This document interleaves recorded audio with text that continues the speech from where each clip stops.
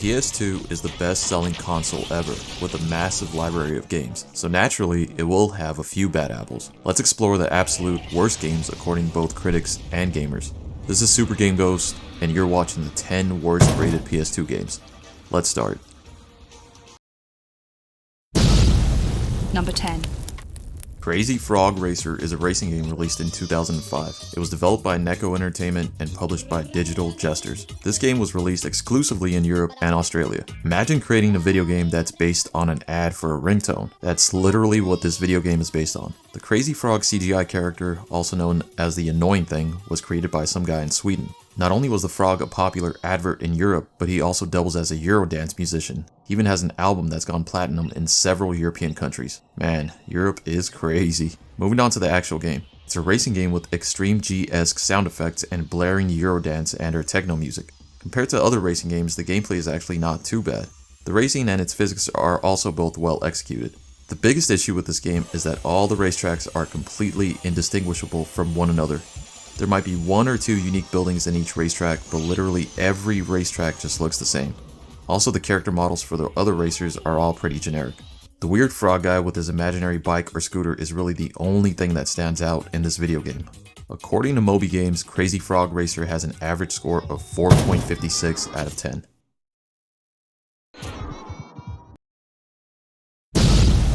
Number 9. Godai Elemental Force is an action game released in 2002. It was developed and published by the 3DO company. In Godai Elemental Force, players assume the role of hero, a ninja tasked with restoring balance to his world by avenging his murdered parents and restoring harmony between the 5 elements: earth, fire, water, wood, and metal. What a unique and refreshing premise-first story. This game was made by the same people who created the 3DO video game console. The 3DO is best known for being one of the biggest commercial failures in video game history, so it really comes as no surprise that this game is also an utter failure.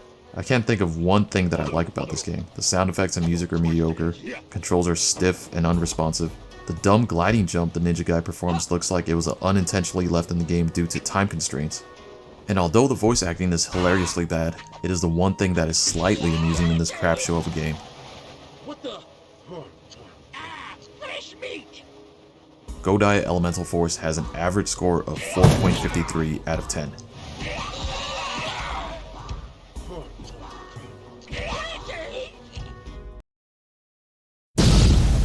Number 8. MTV Celebrity Deathmatch is a fighting game released in 2003. It was developed by Big Ape Productions and published by Gotham Games. This game is the definition of the phrase too little too late. MTV Celebrity Deathmatch was popular in the late 90s and aired for 5 seasons until it was cancelled in 2002. This game came out an entire year after the show ceased to be relevant. I don't really understand the logic behind its release, but let's look at the game. This game plays out much like a watered-down Mortal Kombat style 3D fighter. Upon defeating an opponent at the end of each match, you perform a fatality style move to finish them off. In terms of graphics and overall style, the game does faithfully represent the MTV show's look and feel. It even showcases the same edgy humor and adult themes which are hallmarks of the show. The main problem with this game is its repetitiveness and simplicity. Every match usually plays out the same way, and spamming any character's special moves usually results in an easy win. By this time, you already had fighting games like Tekken 4, Smash Bros. Melee, Guilty Gear X, Soul Calibur 2, and Mortal Kombat Deadly Alliance. This game was just way too simplistic for 2003, and it just looks and feels bad compared to any other fighting game of that era. MTV Celebrity Deathmatch has an average score of 4.5 out of 10.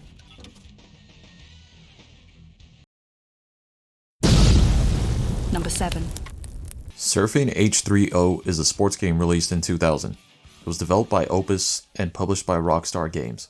Who would have guessed that a game with a dumb name like Surfing H3O would also be a very bad game? What a shocker.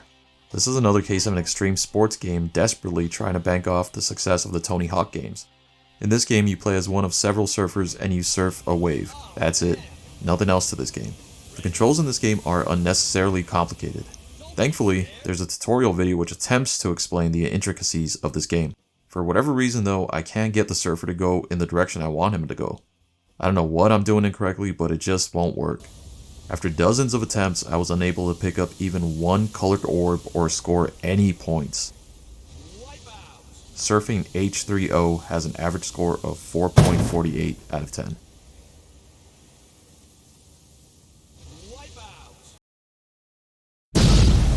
Number 6. Godzilla Unleashed is a fighting game released in 2007. It was developed by Pipeworks and published by Atari. They weren't kidding when they called this game Unleashed. This game is so unleashed that it's really just a chaotic mess. I don't even know what's going on in this game half the time. In story mode, the game is in such a hurry to get to the action that it skips over the subtitles before the characters can even finish what they're saying. In many of the story mode missions, you can just sit back and watch the other monsters fight, and you still somehow complete the mission. Even if you fail a mission, the storyline continues and you are moved on to the next mission. The game itself doesn't look too bad for a PS2 title. The only big problem with this game are its controls. It's super hard to perform any moves with your monster, and almost any attack from an opposing monster will instantly make you fall over. Also, this game came out very late into the PS2's lifecycle, so really most people would expect a much more polished game. Godzilla has an average score of 4.45 out of 10.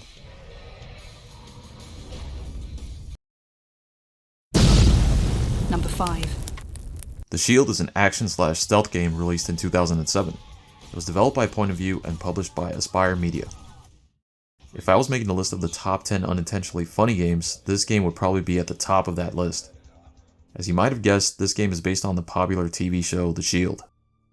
It follows the main protagonist, Vic Mackey, a crooked cop who's in charge of a special division of the Los Angeles Police Department. First of all, Vic really hates doors. Goddamn door. Damn door. Probably because he has so much trouble opening them. Damn it. Locked. And when he finally is able to open a door, this happens. Voiceovers in this game are just brilliant.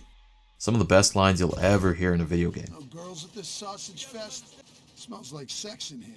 Didn't mean to interrupt your game of butt darts. This is messed up, man. One thing about this game is that some genius decided to make one of the primary action buttons double as the stealth button.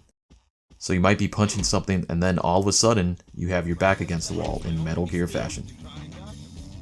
Another one of my favorite tidbits in this game is how during the introductory tutorial level, if you fail to shoot and kill the suspect in 2 shots, the game will stop you from doing anything and have the suspect pick up his gun and shoot you in the head and make you restart the entire tutorial level.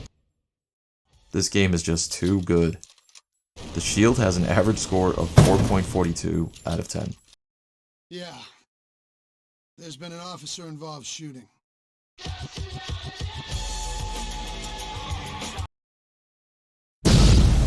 Number 4.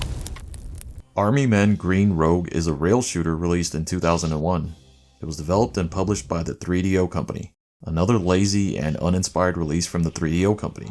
The entire game involves an army man auto-running through a stage while you shoot at various enemies until you reach the end of the level. It really doesn't get much simpler than that, and it definitely doesn't get any more fun either. Green Rogue was also released for the PS1 in the same year, and although the layouts for the levels and the graphics are slightly better on the PS2 version, one would still have a hard time figuring out which of the two was the PS2 version because of its subpar graphics. Army Men Green Rogue has an average score of 4.4 out of 10. Number 3. Fight Club is a fighting game released in 2004. It was developed by Genuine Games and published by Vivendi. Fight Club is based on the David Fincher movie, which was in turn based on the Chuck Palahniuk novel of the same name. This video game would most accurately be described as an unfinished fanfiction. Upon playing the story mode, you will notice that the game will eventually run out of cutscenes after your very first fight. I'm assuming the developers ran out of time or money and ended up just putting a series of placeholder images where the cutscenes should have gone. The so-called story in the story mode is really not worth experiencing anyway, so no biggie. Now the fighting in the game is actually not too bad. However, it's extremely simplistic and there are little to no moves that you are able to perform outside of basic kicks and punches. The graphics during fight sequences in the game are actually decent looking. You are also able to create a custom fighter, but the variety of attributes that you are able to change are extremely limited. You pretty much only have 3 options for skin color, pants, shirts, etc. This game is just bland and lacks any interesting features. Even diehard fans of this movie shouldn't touch this with a 10-foot pole. Fight Club has an average score of 4.3 out of 10. Testicular cancer. Cancer gives you those. The drugs did. Number 2. Terminator 3 Rise of the Machines is an FPS game released in 2003. It was developed by Black Ops and published by Atari. While playing this game, I was carefully considering which is worse, the movie this game is based on or the game itself. I can honestly say that this game is at least 10 times worse than the movie. The first thing one might notice when playing this game is that it's extremely difficult to position your crosshairs on any target. I messed with the sensitivity in the options menu for a while but could never get it just right. It's either extremely fast and completely misses the enemies, or it's way too slow and you're being fired at dozens of times before you can even hit anything. Shouldn't the Terminator have an auto-targeting system or something? The other major issue with this game is that each level's map is relatively small. However, it's somehow unbelievably hard to find your way around. This is really thanks to the fact that everything looks so similar and key locations and objectives blend in with the rest of the dull graphics. Terminator 3 has an average score of 4.25 out of 10. Get down.